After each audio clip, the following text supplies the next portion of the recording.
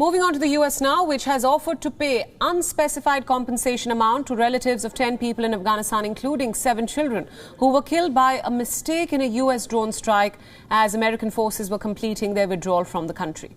The US Defense Department said that it made a commitment that included offering ex gratia condolence payments, in addition to working with the US State Department in support of the family members who were interested in relocation to the United States.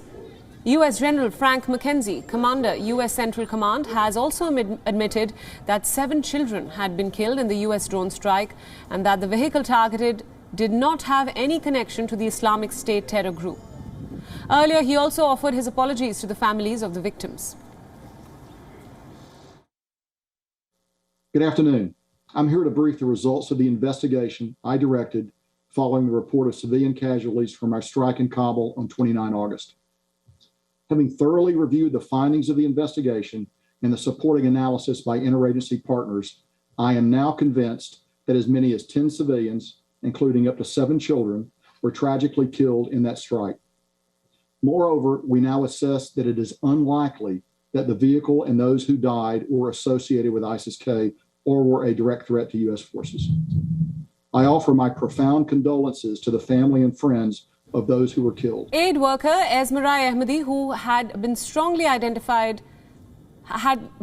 identified as an Islamic State militant by U.S. intelligence on August 29th during the final days of the chaotic U.S. evacuation from Kabul.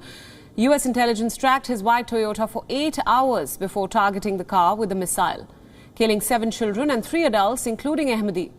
U.S. Central Command claims that the vehicle had been spotted at a site in Kabul that had been identified as a location from which the Islamic State operatives were believed to be preparing attacks on the Kabul airport. The intelligence failure raised hard questions about future risks, particularly whether the United States can keep track of threats from Afghanistan without any presence in the country. Last month, relatives of the people killed in the attack demanded compensation and a face-to-face apology. Lloyd Austin has apologized for the botched-up attack. However, Ahmadi's 22-year-old nephew, Farshad Hedri, said that that was not enough. The botched-up U.S. drone strike came days after the deadly ISIS suicide bombing at Kabul airport. Nearly 200 people had been killed in the attack, including 13 U.S. troops.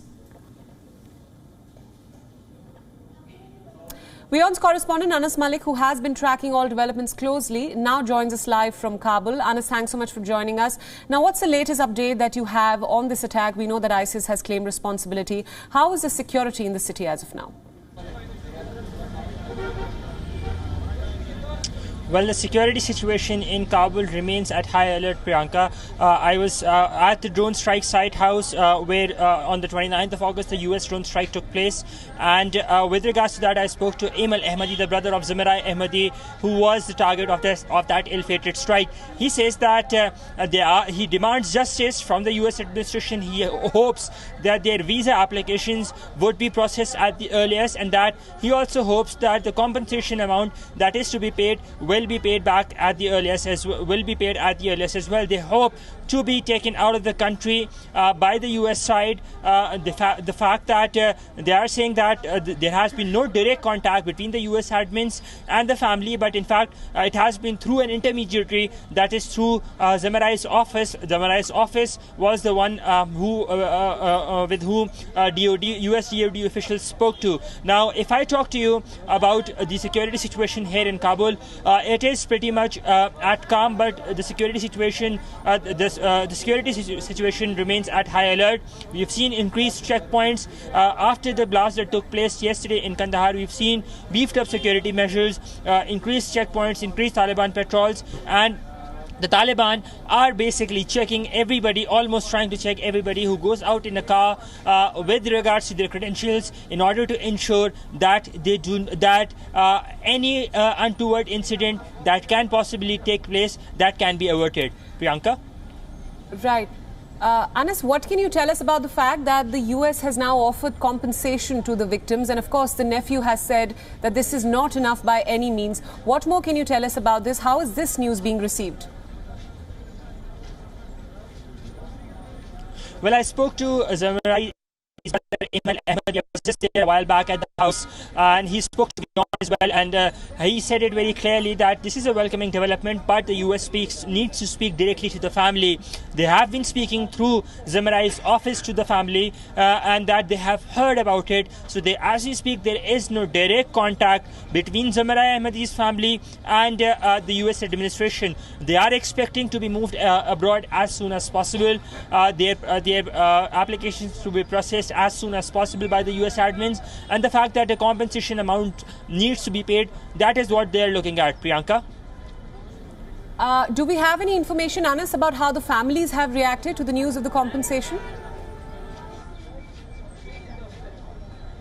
Well, they're still awaiting compensation. As I said, they're still awaiting a direct contact by the US administration. The only contact that has been done is through the intermediary, Zamarai's office, where he used to work in, the international agency where he used to work in. Zamarai's boss is speaking to the family, and he's also speaking to the US Department of Defense as well with regards to this compensation. So the family is awaiting a formal contact, and B, a structured mechanism with regards to the compensation being paid. They are continuously under threat. They fear for their lives, and they would want to be moved abroad as well as soon as possible, Priyanka. Yes, thank you so much for joining us live on WION at this hour, and thank you for all those inputs. WION World is One is now available in your country. Download the app now and get all the news updates on the move.